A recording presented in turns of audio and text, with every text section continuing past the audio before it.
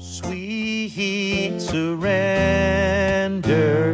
as I love, serve, and remember. There's this great painting with Jesus with a lot of children surrounding him. And on the painting it's got these captions, and Jesus says, so I said, I'm like the Son of God. And the kids said, like, no way. And then Jesus said, and I said, like Yahweh. And then there's another little box, just a single statement from Lucy. She's talking to Linus and Charlie Brown. And she said, you know what's funny? If you look at those paintings of Adam and Eve, they always have both of them with belly buttons. Think about that for a minute. Just little cute jokes. Because when we're in non-duality, it's nothing to do but have fun. We're right here. We're in non-duality now, in this moment. Non-duality means there's nothing else. We say it all the time, but to be aware that everything that exists is us now. There's no place, I could go the speed of lightning and I'd still be in the presence of God. I could still be all of us, and there's no I. So there's no place where I stop and Jerry or Yvonne begins. That I am an expression of this one. Jerry and Yvonne are expressions of this one, but there's only one. There's no border. There's no border between us and all of you online. There's not like a big space in between us. We're inside of one another. That everything, the chairs, the ceiling, the clouds, the trillions and galaxies of stars and every atom of cell, we're all in it now. And it never changes. It's the isness that you were reading about today. It just is, and we are that isness. That is what non-duality is. There's no separation. There's nothing else happening. God is, we are, and that's all the same thing. All these different unique expressions. And so non-duality is a state of consciousness where we move from the language of that to the actual experience of that. And so there's many different teachers of non-duality. The funny thing is, it comes from Hinduism and Buddhism, but lately when I've Googled non-duality, there's a lot of English dudes who are teaching, and they just look like English professors, teaching as non-dual teachers. Because non-dual is everything. You don't have to look like an Indian guru sitting on a mountain. We're all non-dual. We're all there, and then all it is just shifting into that consciousness and then finding a practice to help us sustain that. The thing about non-duality, well, first, before I go a little bit more into non-duality, let me just review the month that we've been in. It's very important, actually. We've been in To Me, which is where we feel, that moment where we feel powerless. And that might be something you've carried around with you for a long time, or it might be just an incident that's happening right now. And when we get into that place of powerlessness, and it can be an individual experience, and I think many people are feeling that collectively, culturally, politically, what's happening in our country and in our world, feel powerless. To own it, to before we try to fix it, at least own that powerless feeling, because that's when we start opening up to something greater. Powerlessness, when we own that place of To Me, is when we own the powerlessness, it gives us that verbiage of help. Help, I need help. I can't do this on my own. That's the whole idea of powerlessness. So it's sometimes hard for us to get there because we hate being powerless. We hate feeling like a victim. We hate feeling like we have nothing to do. But sometimes that's the most powerful place to come from. I was really sad to hear about Malcolm Jamal Warner's death this past week. He played Theo on the Cosby Show. And he drowned, and he drowned off the coast of Costa Rica. And I don't know if you remember, but on the first week of this month, I was talking about Reverend Michael being out in the water and get caught by the riptide. He was off the coast of Costa Rica. And he was in that place where he was powerless. He couldn't do anything. It was so strong, and it was pulling him under. And he said, the only thing I could do is help help. And he's had this 30, 40 lifetime of decades of relationship with God, so he's calling on the entire universe, and this wave comes out of nowhere and pushes him ashore. We need that wave. When we start asking for help and to the infinite universe, it will come. And it will come in different ways for different people. I'm not saying, I don't know what, there's a sense that therefore Malcolm Jamal Warner didn't get that help. I'm sure he's gotten help on the other side of the veil, surrounded by light and love. We are never, ever outside of this love, ever. But it's a reminder that we all need to say help. And when we get help, we're guided. And we're guided to this next stage of to me. There's something that we can do. The next stage is by me. By me is where we get to be empowered. Okay, I'm powerless. I own it. I ask for help, and then waves will come. And I also talked about 12-step. This first stage, you own that you're powerless, and then you are invited to meetings, and you have this whole extraordinary process to help us heal. And by me is part of that healing process. So by me is both a creative process and a healing process. It's a healing process of, we all know trauma is everywhere. And so people are healing trauma, which is a powerless state. But we need to do the healing work. It just doesn't heal naturally. It doesn't just happen spontaneously. Well, it can, but generally we have to do the practices. So by me is both a healing modality and a creative modality, where we want to create things that we want in our world, dreams that we have to become fully expressed. We came in with this desire to be fully expressed. And then through me is where we start moving into this awareness that there's something even bigger, that no matter how much visualization and affirmations and everything that I'm creating, there's something that's still what I want.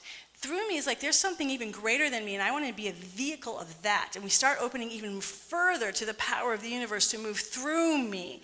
And so we can see this with artists and when they move into the zone, and athletes when they move into the zone. But it's also as we live our lives spiritually, use me. Now it's not spiritually, this is what I want. What does the divine want to move through me? And I become, not I, Harriet, but we become a vehicle of divine light and love for other people, of creative self-expression, musically, artistically, anything. At your work, you can be just this, use me at God, use me at work. How can I be used? And you become this incredible vehicle beyond what you could do of yourself. And then this last stage is as me. What you notice with those first three stages is there's always a little bit of duality there. Even through me, it's the divine presence moving through me. When we get to as me, there's no more duality. There's no more separation. So what does this look like? So in mindfulness meditation, for those of you who've ever practiced mindfulness meditation, that's where you're a witness and you're witnessing yourself. That would be a through me practice.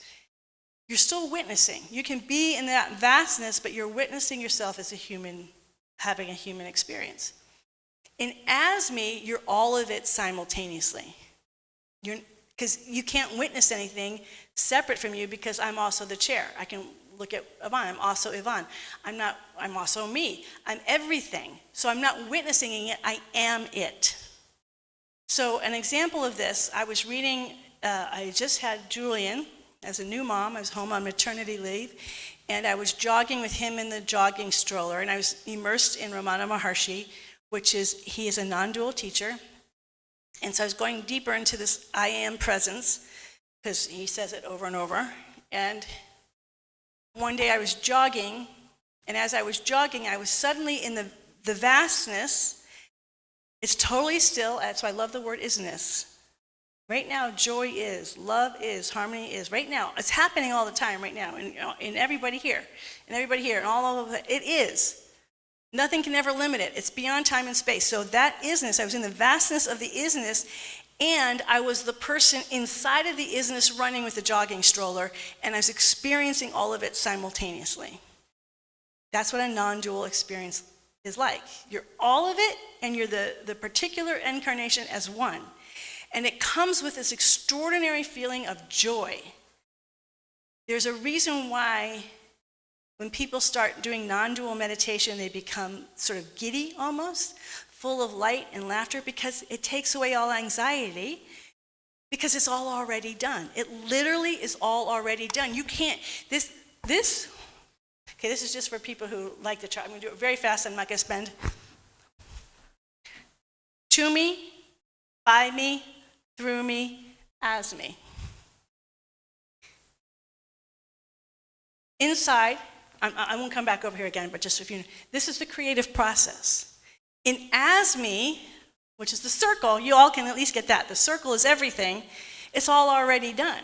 So when we start getting into that consciousness, it's all already done, there becomes not a lot of motivation sometimes to participate in the creative process.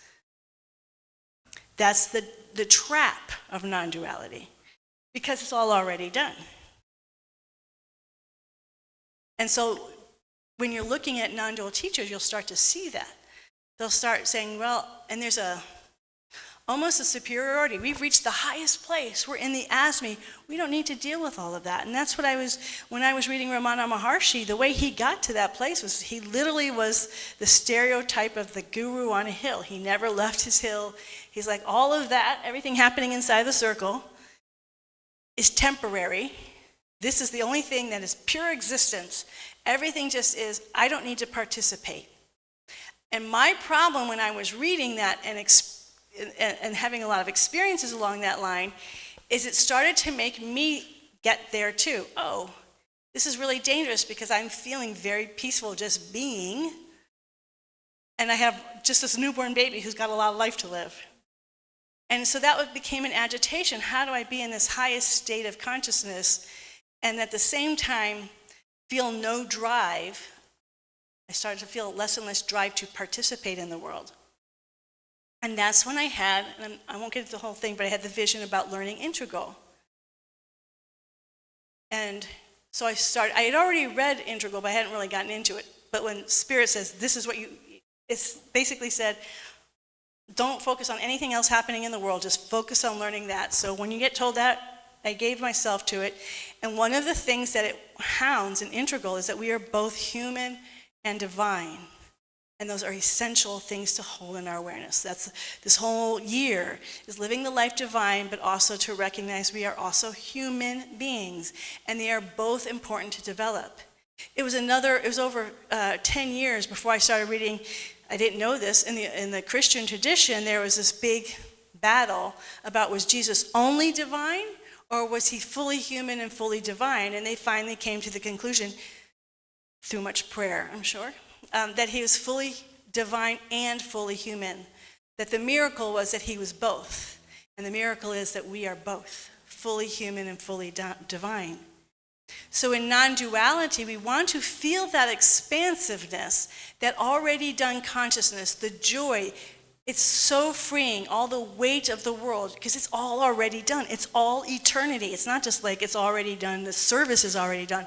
All eternity is already done, and you can start to feel it, to be in that state, but also at the same time to remember our humanity and participate fully in the other three stages of consciousness. I was listening to a former non-dual teacher named Jeff Foster, who I had learned and seen his videos over the years, and he's beautiful. I mean, non-dual teaching is beautiful. I'm not saying don't do it, because the great thing, because we're already there, you already are non-dual, so all you have to do is start listening to some of these videos or reading some of the books. You'll shift into it and meet, because you're already there. It's not like a big spiritual experience, because there's no big spiritual experience to have, because there's nothing outside of who you are. So you'll just be the exact same person. Everything will be exactly the same. Nothing will be different, but suddenly you'll shift. You're like, oh, I'm really happy. I'm free. Everything is fine, just as it is. It's beautiful. So I highly recommend it. But there is this fear of excluding. So we don't want to transcend what Jeff Foster experienced. He was this teacher, and part of non-dual teaching is accept everything as it is. Everything is perfect as it is. The life is happening as it is. And then he got really, really, really sick. And his brain wasn't working as well. And he said, I don't want to accept this. I want to participate in this process and and see what I can do to cure myself, because this isn't, I'm not just, okay, everything is fine just as it is. And then I know somebody else who was a big non-dualist who got very sick, and they went until the end of their days. They never tried to change anything. Everything is just as it is, and they just and both choices are fine. All the tears, all the laughter, all the highs, all the lows, it's all happening in non-duality. There's nothing that's outside of non-duality. There's no way you can make a wrong choice. But the thing to remember, and here's the heart of it, I keep pointing to the law, the middle. We always, second stage, by me, we always are choosing. Even if you're practicing non-duality, you're choosing that. The most important stage to remember, and I'm going to get to this in a minute, is stage 2. But before, I just also want to give another little example of Jesus, because he's such a big archetype in our culture. So it's good to see how this looks. So for many of you know that in the Gospels, he says, it's not I, but the Father within that does the work. Or why callest me good? It's the Father who calls me good. I've just been educating myself, so reading these Gospels, I'm amazed how much he says it. I knew those 2 statements because I've heard them a lot, but I'm reading, like, he just keeps saying it. It's not me. This is God. This is the Father. He would call him he didn't call it God, he called the Father. This is the Father who does it. It's the Father. It's not me. The Father, all the glory. So he was living stop looking at him. He was very much living at the through me stage. That was sort of his center of gravity. There were times where he would move into the as me stage, and that's when he would say, before Abraham was, I am. I am the way, the truth, and the light. At that time, he was not talking about Jesus. The one thing he wasn't here to do was to promote himself. He was talking from the I am of non-duality. We are all the way, the truth, and the light when we are following the I amness of our beingness. I am is the way, the truth, and the light. Before Abraham was, I am. Do we see the difference? That's the non-dual perspective. He was coming from this vast perspective, but mostly he lived at the through me, but he also lived deeply and profoundly from the by me. That's all, forgive 70 times 70. All the times he was going off and doing prayer, love your enemies. All his teachings were by me. Here are the things that we do to make ourselves vehicles of this divine presence. So I can be a through me. I can be a through me because I forgive, because I create space through forgiveness to allow God's love to pour through me, to heal through me. I love my enemies because that creates space within me to allow God's love to pour through me. By me is key. You can't just jump to through me without the by me. And then he definitely has his experiences of to me. And we know at the Garden of Gethsemane, you know what I'm saying. Please take this cup from me. I don't want to go through this, the crucifixion.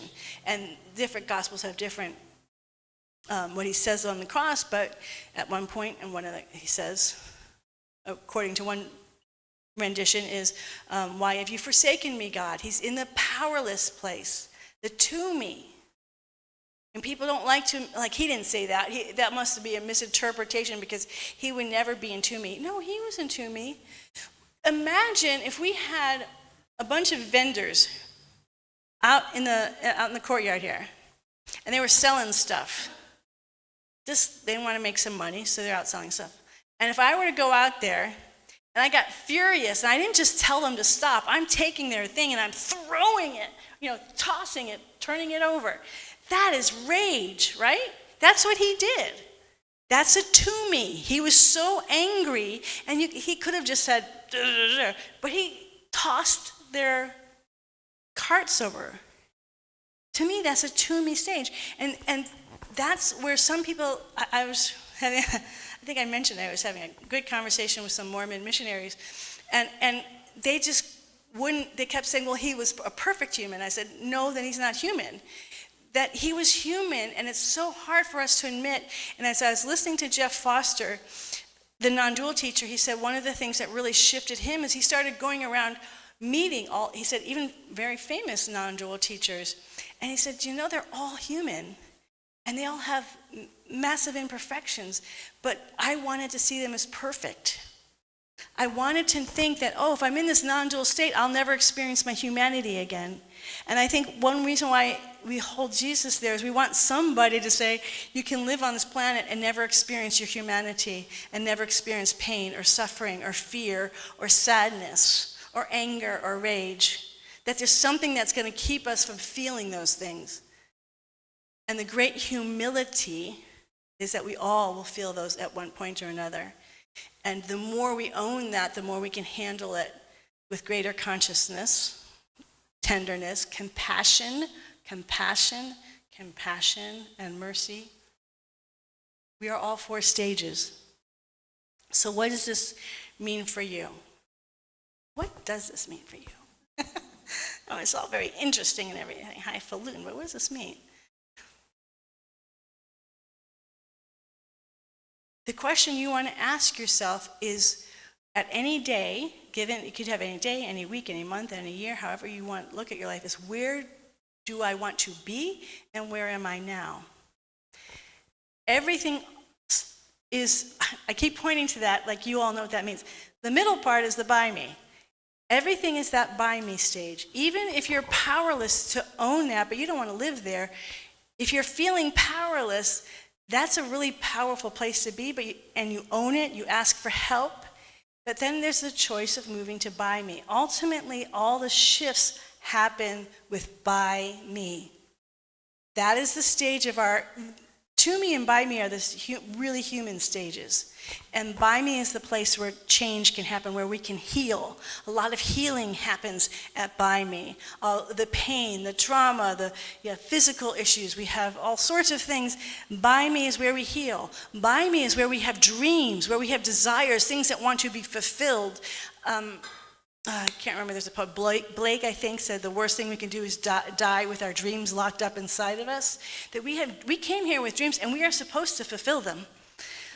We are here to express, to give, to share. That's all happening at by me. What am I here to give and to express and to share?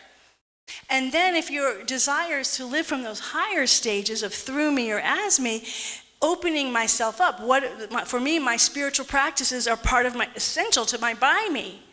When I wake up, I do my spiritual practices because that helps me open up to be a vehicle of the divine presence throughout my day. To wake up and sometimes even have that wonderful gift to be in the as me. But always to say, what Spirit, use me, as I mentioned last week, that beautiful song, use me, oh God. Let Spirit run my life. Open my heart. But if I let Spirit open my life, but I'm not doing anything to make that space, I'm not consciously anchoring that every day in my life, then those are just words. That's not an actual, I want Spirit to live as me, but I'm not doing anything to really make myself that vehicle. It's not going to happen. By me is where we stand as human beings. So when you wake up, are you waking up with a to-do list? Is that what's running you? Or are you waking up with a sense of, this is what I want to accomplish today. I want to fulfill my dreams, and I do this to fulfill my dreams. What are the choices that you're making from by me? Is the world running me? If the world is running me, I have to do it because someone else tells me, my boss tells me. I don't care how many bosses you have. You're never out of a place, you're never in a place of no choice. If you have to do a project, I know you all know this, but Julian's he's really picked up at a young age. When he used to say, I have to do this, I say, you get to do this. He does it all the time. He does it to his girlfriend now. I get to do that. The point is it I have to or I choose to? This is in alignment with my values. This is in alignment with my dreams. This is in alignment with my spiritual intention. Do I have to do meditation? No. Do I have to do my spiritual practices? No. But if my intention is to wake up more and more to be a vehicle of the divine and to become one with the divine, I got to do my practices. There's no outside authority telling me to do this. It's coming from me. I'm choosing to do that. Jesus, on his journey, every spiritual master, they choose to do it because of what their value is. So these 4 stages of consciousness, the question you're asking yourself is, where is my value today? Where do I want to? So if I have a to-do list, it's not leading me. The to-do list is serving my reason for this day, the reason why I'm alive. And so this gets me to my second to last point. I have 2 more points. We're almost done. We're almost there. But there's no finish line in the infinite. It's already done. Okay, sorry. Prayer. We pray to heal and we pray to create. And they're both really powerful. We have been given this wonderful practice. All prayer is beautiful, and one of the teachings in for Science of Mind is we always begin actually with the circle. There's only one power, one presence, and then we unify ourselves with it, and then we express the word. It's incredibly powerful. It's an incredibly powerful form to pray from that place, from oneness into form. But I'm calling this community out. In a very loving way. Our prayer team, 90% of our prayer requests, roughly, are about our physical bodies, our physical health. We don't get many prayer requests about fulfilling dreams. We don't get many prayer requests about, I want to be more loving at my work. I want to be used as a higher light at my job. I want to have greater abundance. I want to have a healed relationship with my family. I want to have a healed relationship with the people at work. I want to have a healed relationship with this world. We don't get those prayer requests.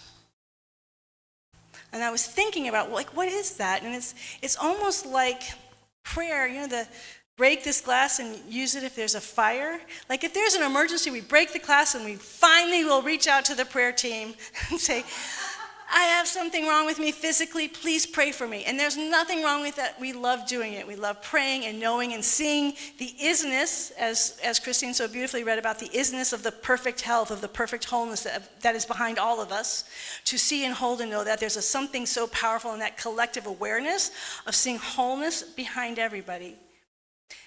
And we can pray for other things. This is an infinite universe of so many possibilities, of so many, you can go in so many directions. Use us. We have this incredible prayer team. Ask for things that are creative, not just physically healing. It could be emotionally healing, mentally healing, and it could be creative. Think of all the different things you want to create. Ask for prayer for it. Why do we only bring God in when we're suffering with a physical ailment? Not even emotion. I know people suffer with a lot of emotional stuff. We don't put in prayer requests for that. I think there's still a fear around that. Why? What is that? And it's time for us to shift, to wake up. Why aren't we praying for our enlightenment? Why aren't we praying to become more expansive in our joy and to be a vehicle of joy in every relationship, every conversation that I have, that I'm a place of love and forgiveness in my own mind and in my own heart, that when people, I love when Reverend Jones said this once, she said that people are safe inside me, that when I think of somebody, I'm not sitting there judging them and criticizing them and critiquing them, but I'm loving them inside of my own heart, that they are safe, that if I think of you and you and you in my heart, that you're safe inside of my heart. And there's a lot of us who can't get there. So you own that, and then you start doing the work around it. I want to heal that. So, and we're not even safe in our own heart. We're so self-critical. Sometimes the person we're the most critical is ourselves. Am I safe in my own mind, in my own heart? Let's do some prayer work on that. I mean, let's get serious about what prayer can do, this powerful consciousness of wholeness and oneness that we've been given, and start activating it more powerfully than ever before in that stage 2 consciousness. Let's be so intentional about who we want to be individually and collectively as a community. Are you with me? Yes! Yes! Now, I have to do a purely logistical thing here, okay?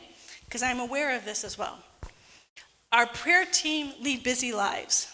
And one of our great gifts that we love to do is when people ask for prayer, we send them a treatment. But if we're going to get all the prayer requests that I'm hoping we're going to start getting, we don't have time that takes a long time. And a lot of our prayer team do prayers after while they're meditating. They're doing prayers while you're driving. You're doing it during those moments where it's just you and it's quiet and there's not a lot else when you're taking a shower. There's all the different times. And sometimes, especially if we only get one prayer request, you'll get a lot of treatments. But if we get a lot of times they just come in all at once and we get a lot of prayer treatments. So here's what I want to say to you. Still ask for a prayer request, and people might still have time to send you prayer treatments, but you also may get, I'm praying for you. Prayers are rising. That doesn't mean they're just saying, oh, I'm praying for you, and no, they're doing prayers for you. That means they don't have the time because they lead very rich, full lives, and they have very rich, full spiritual lives, the people on our prayer team. So they're bringing whatever your prayer request, they're bringing it into their spiritual practices. So they're not just saying, I'm praying for you and dismissing you. They're taking that prayer and they're just not taking the time to write the treatment out. I just want to say that on behalf of our prayer team because we want more prayer requests. We want an abundance of prayer requests for so many different things. All types of healing, all types of creating, all types of enlightenment, because enlightenment looks, okay? So we're going to do that. And so finally, T.S. Eliot, I should have looked up the quote, where you end at the beginning, go in a full circle. When, at the end of Julian of Norwich, she had 16 revelations from Jesus, and she spent her whole life sort of being with those 16 revelations, and she just kept asking, what does it all mean? I don't get it. What does this all mean? And at the very end of her book, she says, and I finally got the answer. What I was told was, who gave me those messages? Love. What does it all mean? Love. Why did I receive these messages? For love. Everything that we're doing is for love. And so with that, at the end, where the ending becomes the beginning, I believe I told you this story the first week in Toomey. I know I told you, if not this story, very similar, but I think it was a story. And I wanted to share it again, because once you come back to the beginning, you can feel it a little differently. But mostly because I want to read the last line. It's very short. Because the last line is non-duality. And so it's how non-duality can get worked into any situation or circumstance. So when I finish that, we're going to go into prayer. As I go into prayer, we'll do the prayer treatment, and before we say amen, I'm going to ask us to do 3 ohms, and then we'll do amen, okay? Okay, so this is, so Scrappy, this is Father Gregory Boyle, works with Latino gangs. He's in, there's one guy, Scrappy, who just never bought into Father Gregory at all. He stayed away. At one time, he pulled a gun on him. Then Father Gregory didn't see him for over 10 years. He's in the office with him. Oh, by the way, just have to say, because I just saw Mariana, if you just want a great book that will just make you cry all the time, this is it. So he comes into Father Gregory's office. It's been over 10 years, and Father Gregory said, I have to be honest here, my just dropped. He was not the person I wanted to see. Someone who pulls a gun on you, you're not feeling very safe with. And so this guy just slumps in his chair and he goes, G, they call him G, we're good. I've never disrespected you. Gregory's G said, well, except for that time you pulled a gun on me. And then they both laughed. And then this is what Scrappy says. I have spent the last 20 years building a reputation for myself, and now I regret that I even have one. And then in another first, he cries, really, truly cries. Now what do? I know how to sell drugs. I know how to gangbang. I know how to shank fools in prison. I don't know how to change the oil in my car. I don't know how to park. I don't know how to wash my clothes except in the sink of a cell. So Father Gregory says, I hire him that day, and he begins to work the next morning on our graffiti crew. Scrappy, that's the guy's name, Scrappy discovered, as scripture has it, that where he is standing is holy ground. He found the gate that leads to life. God's voice was not of restriction to shape up or ship out. Scrappy found himself in the center of the vastness and right in the expansive heart of God. The sacred place toward which God had nudged Scrappy all his life is not to be arrived at, but discovered. Here we go. Here's the non-dual part. You ready? Scrappy did not knock on the door so God would notice him. No need for doors at all. Scrappy was already inside.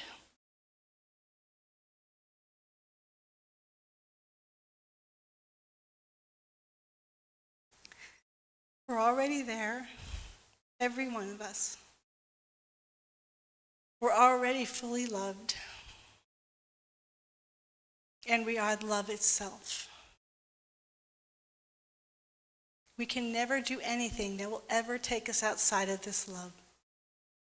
It's always here. It's always here. It's always here. Wherever we are, wherever here is, throughout our days and through our nights, there love is. The fullness of love, the fullness of the creative joy, the fullness of healing, the fullness of self-expression, the fullness of all needs met right here, right now, wherever we are, whatever is happening, whether we call it good or bad, the divine presence and the divine love is fully here. And we are that presence. That is the miracle.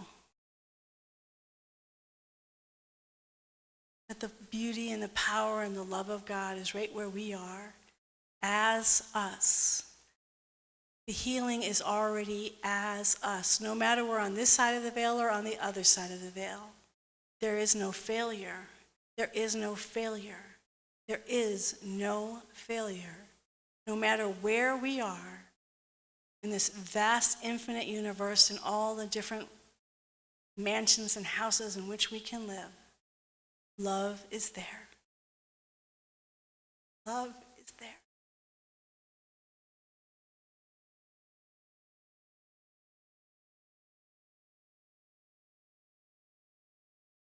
And whatever love calls forth in each moment of time of space, time and space in our day, whatever love is calling forth, we say and feel that it is love beckoning us, love calling through and as each and every one of us to become more of itself, more self-expressed, more unique, more fully alive, more full of a joy, more full of peace, more full of harmony, more full of abundance than we've ever been. It's all already been given, and we get to be the beautiful expression of it in ways we've never imagined.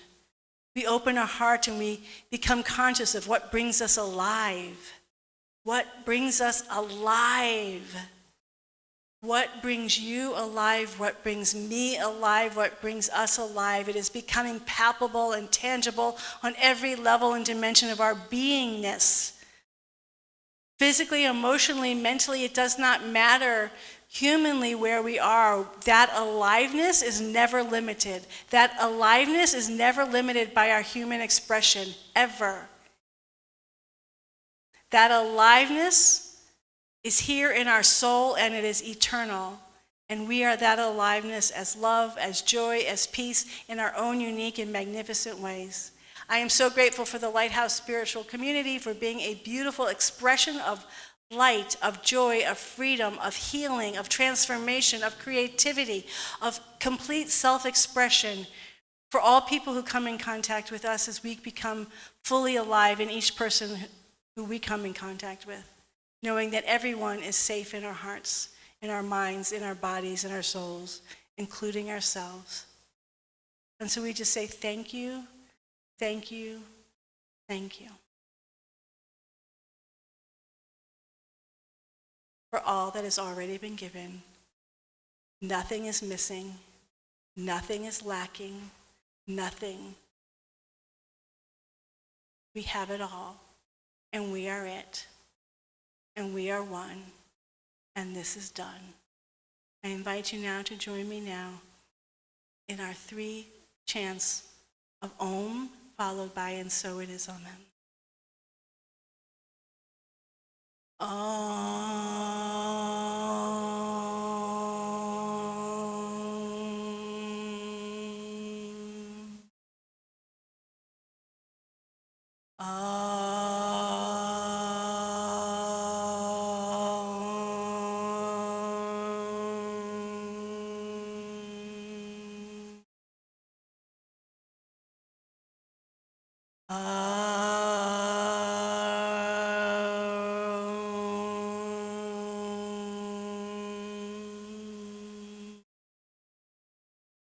And so it is. Amen. I walk in God in all